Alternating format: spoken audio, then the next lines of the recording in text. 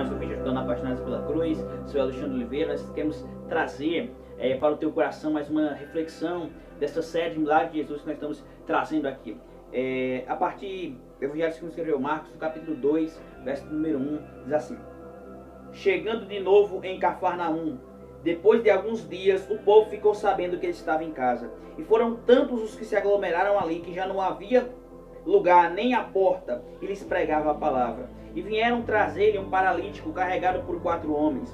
Não conseguindo levá-lo até Jesus por causa da multidão, removeram a parte da cobertura sobre o lugar onde estava Jesus. E por essa abertura no teto, baixaram a maca na qual se achava deitado o paralítico. E observando a fé que eles demonstraram, declarou Jesus ao paralítico: filho, perdoados estão os teus pecados. Eu quero destacar aqui tão rapidamente, como eu falei, o nosso tema aqui é o seguinte, eu quero trazer: Jesus, o nosso libertador. A palavra de Deus nos diz aqui que esse homem estava paralítico. Não sei quanto tempo ele estava naquela situação, não sei quantos dias, se meses, se anos ele estava ali naquele sofrimento. Mas a Bíblia diz que um dia ele ouviu falar sobre Jesus, ele ouviu falar sobre a mensagem de Cristo, e ele se ergueu, os seus amigos o levaram até Jesus. E o texto diz ali que uma grande multidão afluíra, se aglomerara ali onde Jesus estava, naquela residência, naquela casa. E eram tantas pessoas que nem mesmo atrás ou junto à porta havia lugar para comportá-las, porque era uma grande multidão que estava ali para ouvir a mensagem.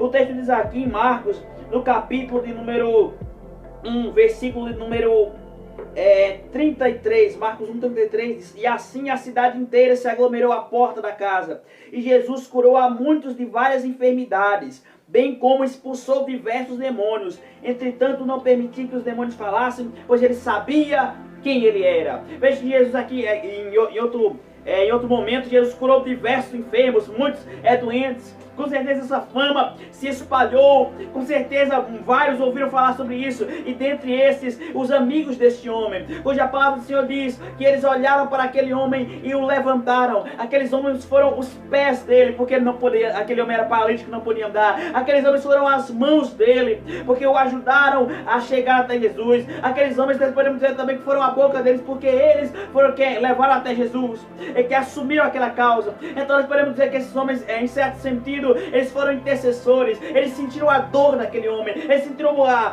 aflição daquele homem. A primeira coisa que nós podemos destacar sobre esses homens é que eles amaram aquele homem, que eles amaram. Segunda coisa, eles perseveraram, porque o texto diz aqui que eles levaram o versículo 3, o paralítico até Jesus, mas o versículo 4 diz que não conseguiram levá-lo até Jesus por causa da multidão. Quando eles chegaram na casa, eles não conseguiram ali adentrar.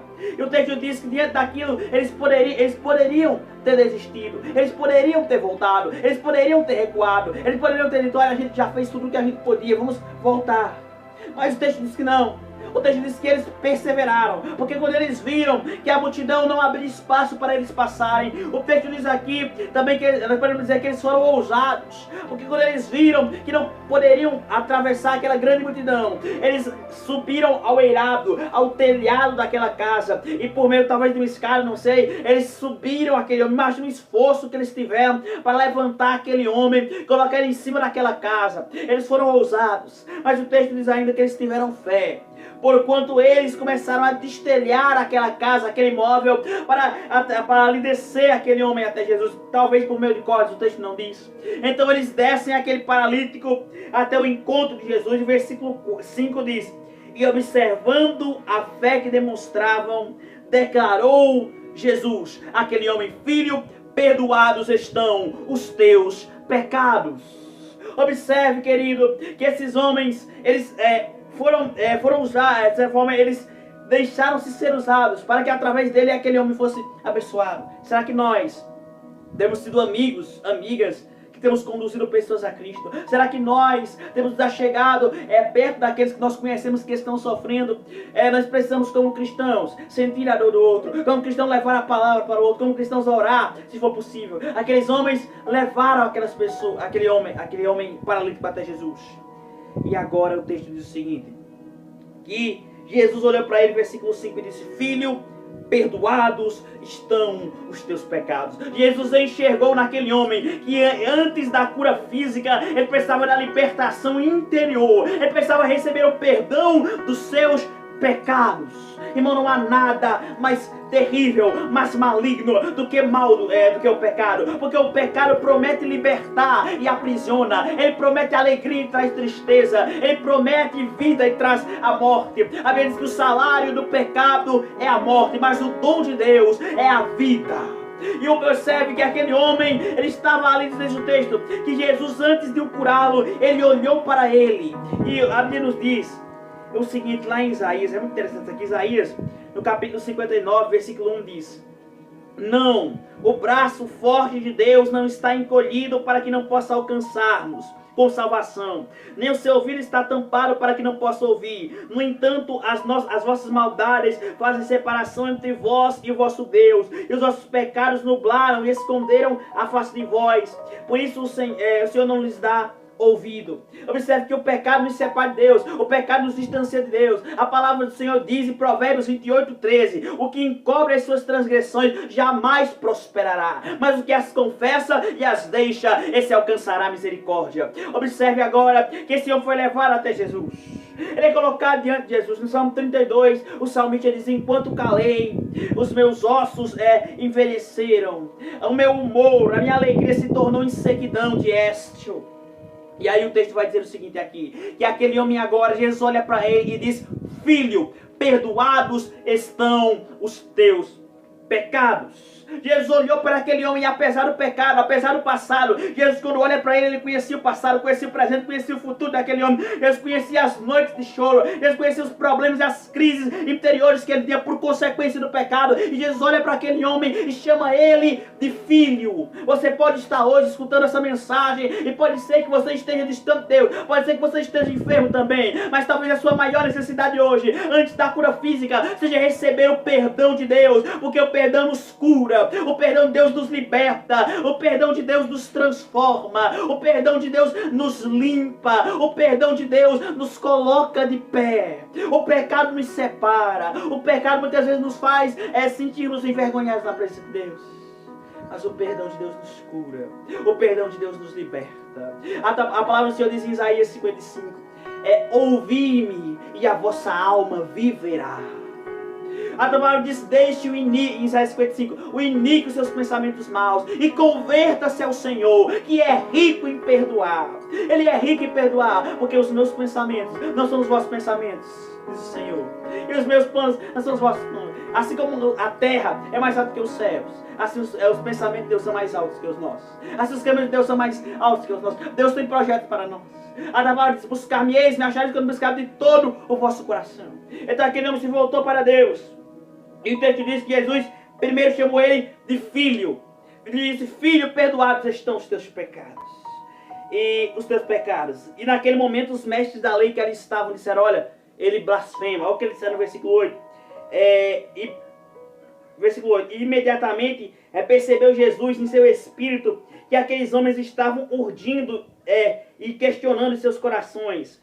E Jesus disse: o que é mais fácil, versículo 9, dizer ao paralítico: perdoados estão os teus pecados, ou dizer-te: levanta, toma a tua cama e sai andando.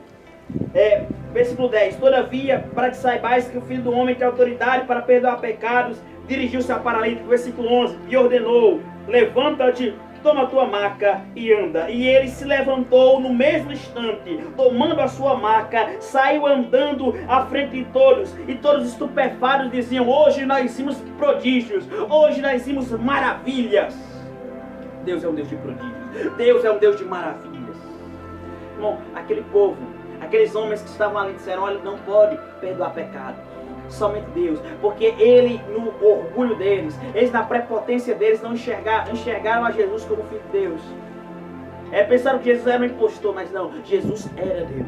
Jesus é o Filho de Deus. Ele é aquele que tem poder para nos curar. Ele é aquele que tem poder para nos purificar. O Salmo 103 diz o seguinte, Salmo 103, a palavra de Deus diz o seguinte, que ele, 103 verso 3, que ele é quem perdoa todas as nossas iniquidades e quem sara todas as nossas enfermidades. Jesus, ele é o Filho de Deus. Olha o que Isaías, encerra essa reflexão já. Isaías 53, não sei se você já... Isaías, aliás, 60.